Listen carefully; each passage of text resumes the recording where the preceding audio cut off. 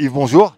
Oui, bonjour. On s'était donné rendez-vous il y a quelques jours ici au château de Boutéon pour l'exposition de voitures, de camions, d'autocars organisée par les Sorbielles Saint-Jean-d'Air.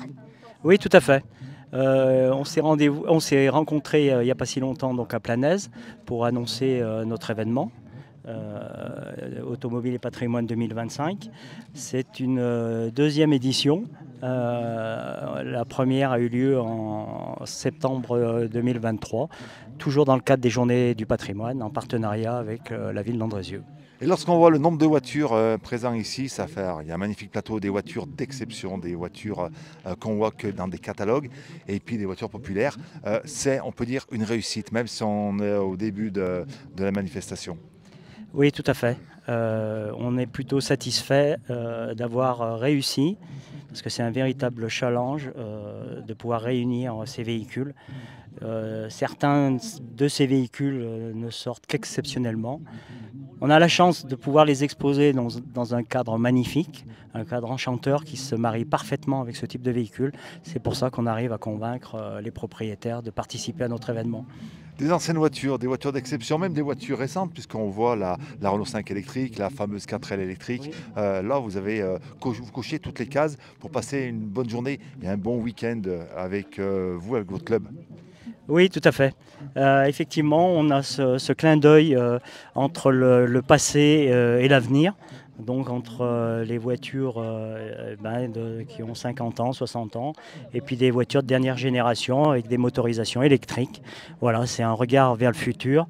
Ce petit clin d'œil donc avec deux générations.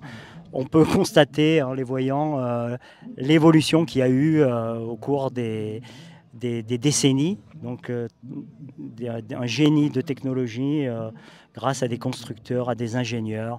Ce contraste est tout autant flagrant vers les motos. Si vous vous rendez dans le kiosque moto, on a 100 ans de moto, de la plus ancienne des années 20 à la dernière sportive des années 2025.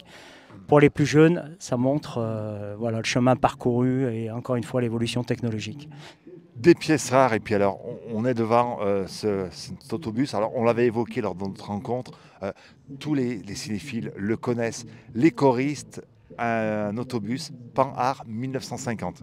Oui, tout à fait. C'est le bus qui a tourné dans le film Les choristes. Donc son propriétaire, Monsieur Ménard, je crois, est domicilié à Saint-Paulien, donc c'est pas la porte à côté. Et il a répondu à notre demande de pouvoir exposer son bus. On le remercie chaleureusement parce que ça nous fait vraiment plaisir de voir des gens comme ça qui sont prêts à faire des kilomètres pour nous aider, pour présenter de beaux véhicules. Et oui, parce que c'est un bus qui roule, qui est venu par ses propres moyens. C'est pas des véhicules, c'est pas un véhicule qui est arrivé sur une remorque. Non, non, tout à fait. Ce monsieur est venu de chez lui. La semaine dernière, il m'a appelé, il s'est trompé de numéro. Et bon, je lui ai dit, bah, ça tombe bien. Il me dit, bah, là, je suis en train de changer l'embrayage là, parce que j'arrive de je sais pas d'où. Il venait d'assez loin.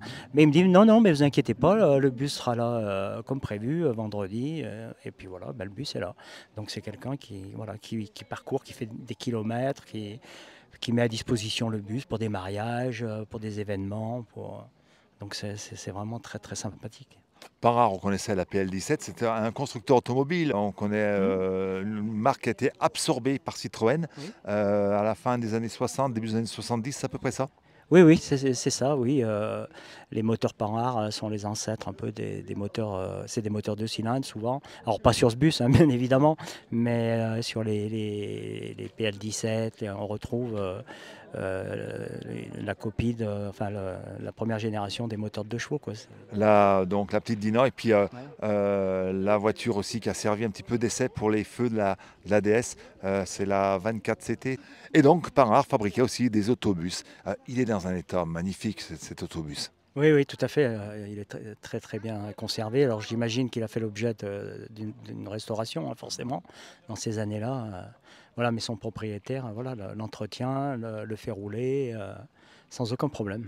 Lorsqu'on voit donc ce magnifique plateau, et on le disait tout à l'heure, là Paris réussit, un président heureux, la mission est accomplie. Alors on enregistre cette émission. Il fait beau, le temps va se gâter malheureusement dans le week-end, mais énorme satisfaction. Et puis il y a aussi deux associations qui vous tiennent à cœur. Oui, Cette manifestation, comme en 2023, est une manifestation caritative. Elle est organisée pour soutenir 2 associations. Donc pour cette année-là, en 2025, on soutient Aime la vie avec Lisa et Marabout de Ficelle. Voilà, ces 2 associations qui œuvrent pour la recherche sur les cancers pédiatriques et les maladies infantiles. L'actualité des Sorbielles, c'est quoi ces prochaines semaines, ces prochains mois? Alors bon, il va y avoir la période d'hiver où là, les voitures vont hiberner parce qu'un collectionneur ne sent pas ses voitures l'hiver, il la laisse bien au chaud. C'est ça. Alors nous, là, l'automne et le début d'hiver, on va faire le bilan de notre manifestation. Voilà, on va se poser un peu parce que bon, je vous cache pas, c'est très très lourd, c'est un an d'organisation. Bon, on fait ça parce qu'on aime ça. Moi, je suis un ancien professionnel de l'automobile, donc on est passionné, mais c'est un véritable challenge, c'est très très lourd. Alors bon, une fois que c'est parti, on est content parce qu'on rencontre les gens ont le sourire aux lèvres, ils nous disent que c'est formidable, que les voitures sont belles.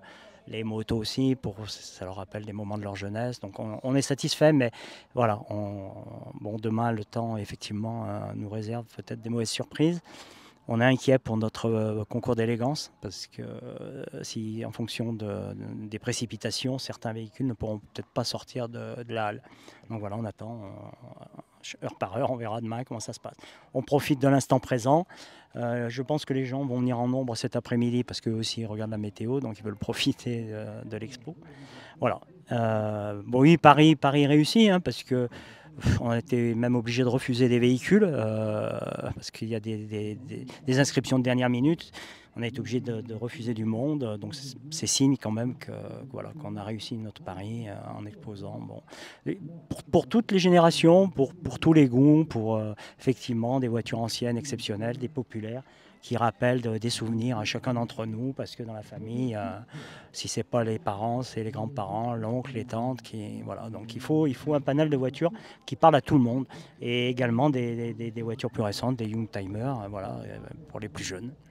Des Youngtimers pour les plus jeunes, merci beaucoup Yves, et puis rendez-vous très bientôt sur un autre événement. Merci Yves. Merci, c'est moi qui vous remercie. C'est un grand moment passé avec vous. Et puis je vous remercie pour le travail que vous faites. Merci. Voilà, et pour la communication. Elle est très bien faite en plus. Donc un grand merci.